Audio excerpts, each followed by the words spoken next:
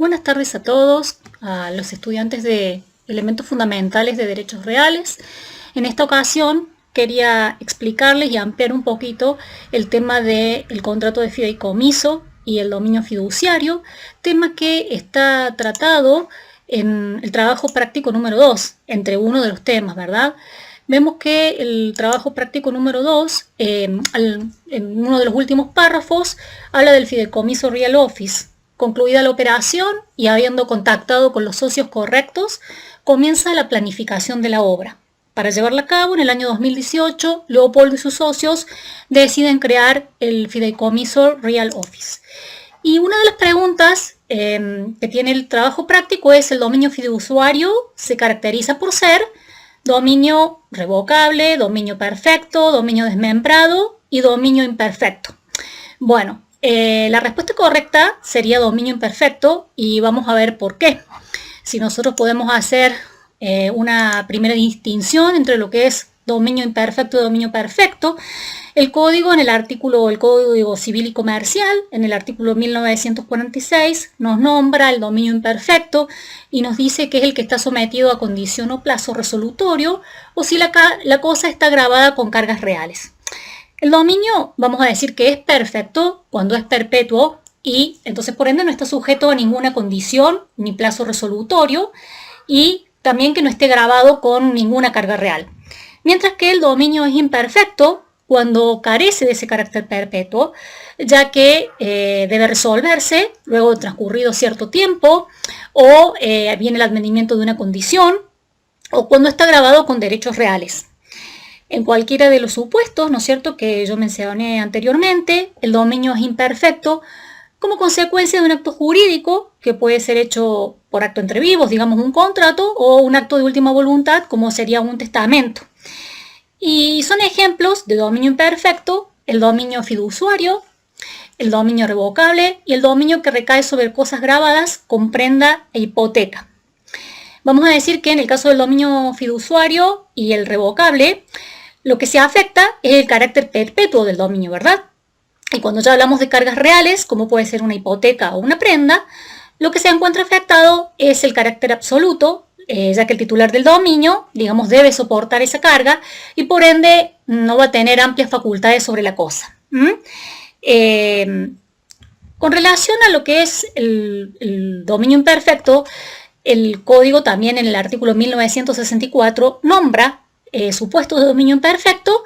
Son dominios imperfectos el revocable, el fiduciario y el desmembrado.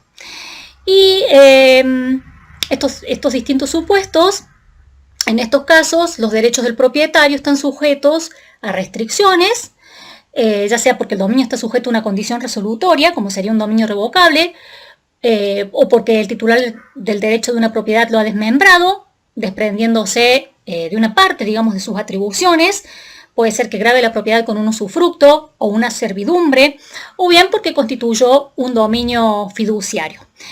Volviendo al caso práctico, nosotros vemos que la situación problemática, los socios deciden crear el fideicomiso, y cuando hablamos de fideicomiso puede parecer como quizá un poquito complicado a primera vista este tipo de contrato en el tema de las figuras.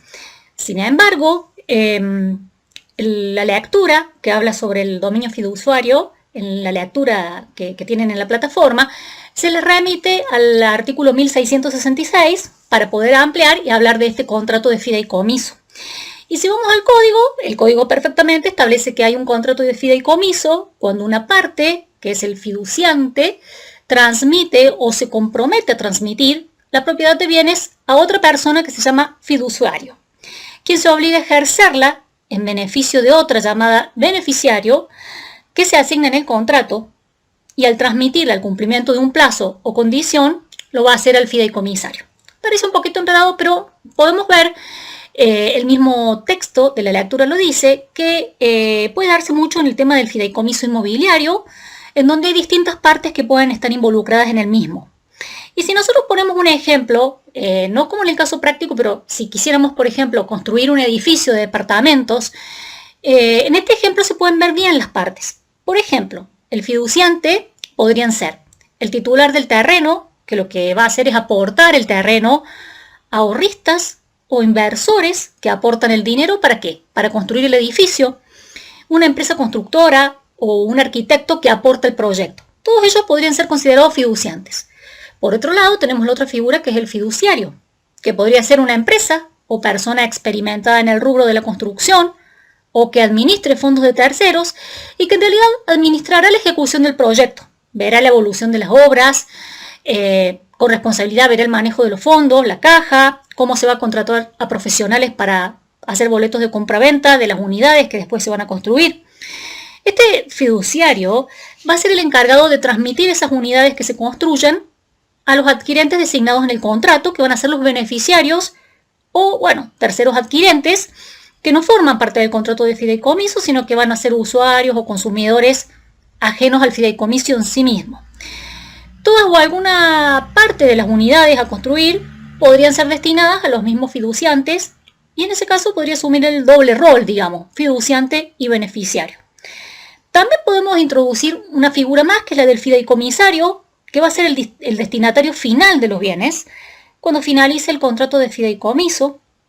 Para designar a una persona como tal no va a ser indispensable, digamos esto, ya que esta función puede recaer en beneficiario o fiduciante. Entonces el fideicomisario podría coincidir con el beneficiario. Respecto a si el fiduciante puede ser beneficiario, sí, perfectamente. El propietario del terreno se podría convenir, digamos, en quedarse con unidades del edificio. Aparecen en el trabajo práctico alguna pregunta también con relación a las partes en el tema del fideicomiso. Para constituirse correctamente el fideicomiso Real Office deben intervenir necesariamente como partes y ahí aparece fiduciante, fiduciario y beneficiario. Esa sería, digamos, la respuesta adecuada, teniendo en consideración lo que les acabé de explicar o de tratar de ampliar con relación al contrato de fideicomiso. Vamos a ver también que se establece que el fiduciario entonces puede ser beneficiario del fideicomiso. Ampliando, digamos, entonces este tema, yo los invito a poder ir al Código Civil y Comercial a partir de 1666. Es el artículo donde puede explicar muy bien el tema del contrato de fideicomiso y donde están establecidas las partes. Y obviamente entonces lo podemos relacionar también con el tema de los supuestos de dominio imperfecto, como aparece justamente el fiduciario. Nos encontramos en otra oportunidad y los aliento a que les vaya muy bien en el examen parcial. Muchas gracias.